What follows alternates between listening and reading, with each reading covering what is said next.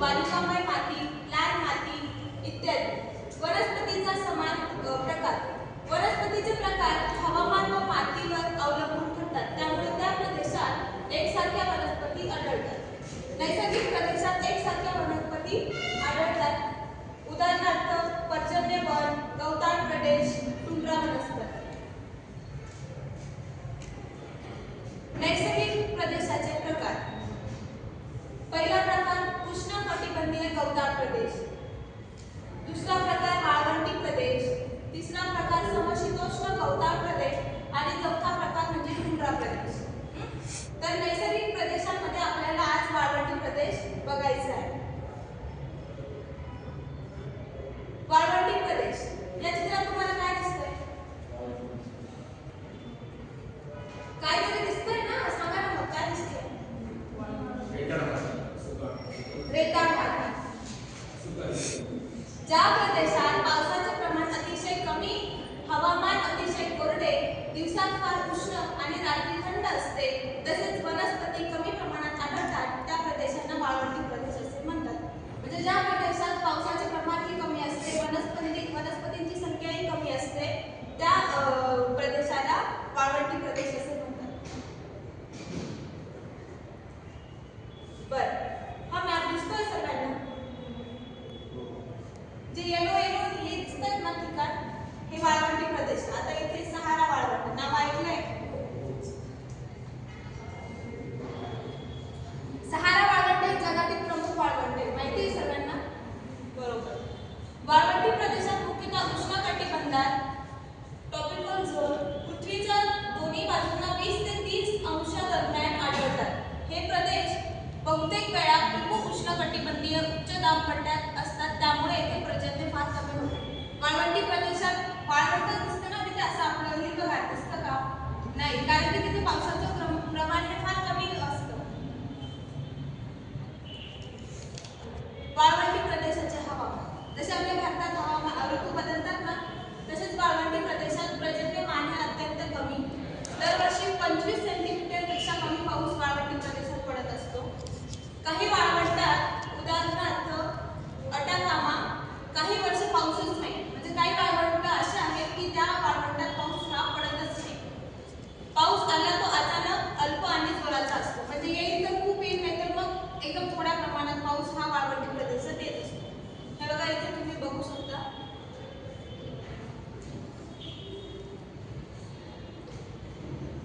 वाळवंटी प्रदेश नैसर्गिक वनस्पती. जसे आपल्या भारतात प्रत्येक ठिकाणी आपल्याला झाडे झुडपे हे दिसतात, बरोबर?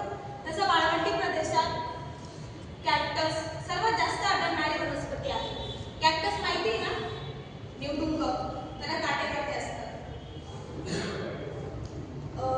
सर्वात जास्त आढळणारी वाळवंटी वनस्पती जाड देठ पाणी साठवते. म्हणजे तिचा देठ जो असतो तो जाड असतो. एकदा जर का वाळवंटी प्रदेशात पाऊस पडला तर ती वनस्पती त्या देठात ते पाणी साठवून ठेवते, म्हणून ती अधिक काळ जगू शकते. काटे हेच याची पाने. म्हणजे त्या वनस्पतीला फक्त काटे असतात, पान हे त्या वनस्पतीला नाहीच असते. दुसरं म्हणजे खजुराचे झाड. काही करू नका बोलताना शांततेत. ओएसिस भागात वाढते, खोल मुळांची व्यवस्था गर्भजलापर्यंत पोहोचते. खजूर फळासाठी प्रसिद्ध. खजुराचे झाड हे वाळवंटी प्रदेशात आढळते. खजूर खाल्ली ना? खजूर फळासाठी प्रसिद्ध असते. तिसरं काटेरी झुडपे.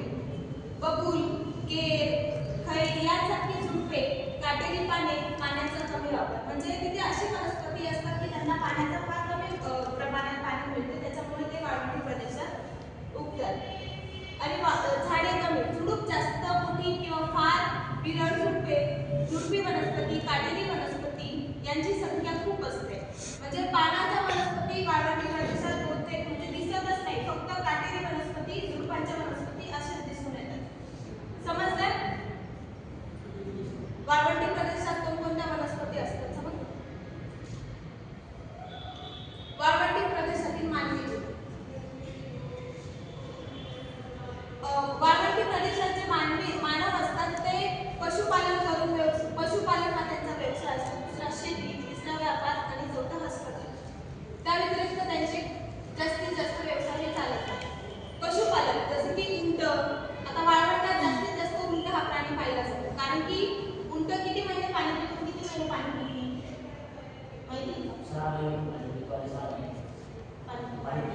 बरोबर.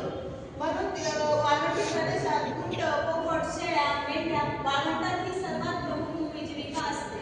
दुसरं शेती. फक्त ऑसेसिस किंवा सिंचन असलेल्या भागात खजूर, भाज्या, फळे, गहू, बाजरी, थार वाळवंटात काही भाग इंदिरा गांधी कालव्यात आल्याने शेती वाढली आहे. म्हणजे तिथे इंदिरा गांधी कालवा आल्याने तिथे आता थोडीफार शेती करू लागली आहे. तिसरं म्हणजे व्यापार. मसाले, खजूर, उंट, हस्तकला, वस्तूंचा व्यापार, जुन्या काळात सिल्क रूट, कारवा मार्गे वापर. चौथी हस्तकला. दागदागिने, लाकडी वस्तू, लेदर कला, राजस्थानी वस्त्र संस्कृती इत्यादी हस्तकला वाळवंटी प्रदेशात मानव हे करत असते. वाळवंटी प्रदेशातील प्राणी जीवन. जसं भारतात आपल्याला बरेचसे प्राणी बघायला भेटतात, बरोबर? तसेच वाळवंटी प्रदेशात जास्त प्राणी बघायला भेटत नाही. आता या चित्रात तुम्ही बघू शकता कोणते कोणते प्राणी दिसतात तुम्हाला. पहिले उंट. वाळवंटाचा जहाज शरीरात पाणी आणि चरबी साठवण्याची क्षमता असते म्हणून उंट हे वाळवंटी प्रदेशात आढळून येतात. दुसरं वाळवंटी कोल्हा, मोठे कान. उष्णता बाहेर टाकण्यासाठी कोल्हाच्या कानांचा वापर करतो म्हणून तो उष्ण वाळवंटी प्रदेशात हा प्राणी बघायला मिळतो. सरडे, वाळवंटी पाल. अनेक प्रजाती शरीराची उष्णता नियंत्रित करू शकतात. रंग वाळूसारखा स्वतःला लपवण्यासाठी करू शकतात. चौथं साप. उदाहरणार्थ साईड फाइंडर साप कमी पाण्यात जगू शकतात. वाळूत सरकण्याची विशेष पद्धत. आता हे तुम्हाला हे चित्र दिसतंय का?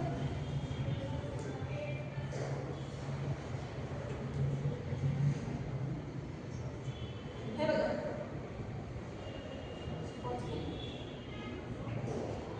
हा साप आहे.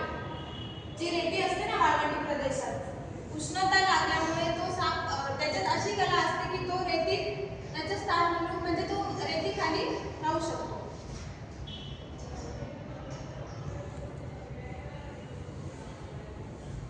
त्या सापाला वाळूत सरकण्याची विशेष पद्धत असते. आता हे तुम्हाला सर्व प्राणी दिसत आहेत. हे सर्व प्राणी वाळवंटी प्रदेशात असतात. म्हणजे हे सर्व प्राणी वाळवंटी प्रदेशात दिसून येतात. जसे की उंट, सँड कॅट दिसले.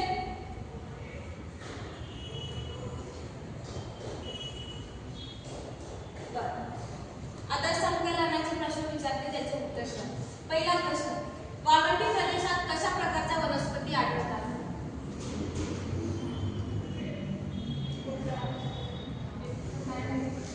प्रदेशात